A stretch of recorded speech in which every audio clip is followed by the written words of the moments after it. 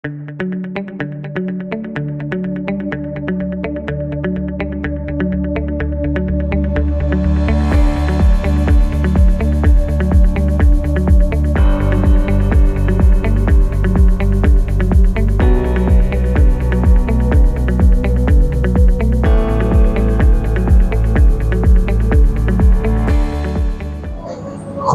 vandag praat ons 'n bietjie boer hier van Weekends Vleismark in Appington.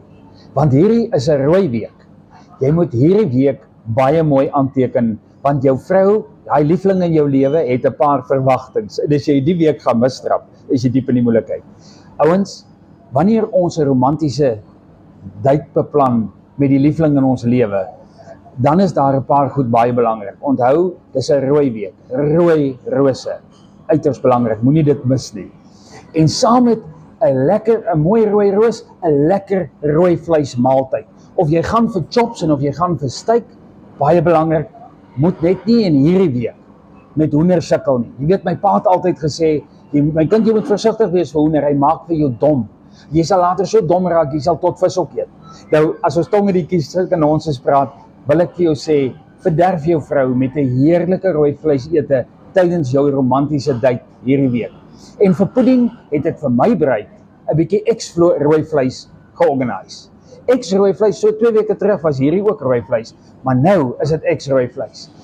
En jy moet hom maar toets hom so tot daar dat jy net doodseker is, hy's lekker. En dan kan jy die res vir pudding gebruik vir jou bruid. Ek wil graag 2 belangrike goed mee eindig. Wanneer ons hierdie romantiese week het, rose en rooi vleis en dis te lekker en dalk nog 'n rooi wyntjie ook, moet ons onthou dat die vrou in ons lewe het 2 uiters behoeftes wat jy met haar in hierdie week moet kommunikeer. Sy wil eerstens weet dat daai hart van jou, so groot soos wat hy is, net aan haar behoort. Die tweede ding wat sy wil weet is dat sy vir jou mooi is. Onthou, hulle draai mos so van kleins af voor die spieël. En hulle wil weet, sy wil weet dat sy vir jou mooi is. Onthou om dit vir haar te sê.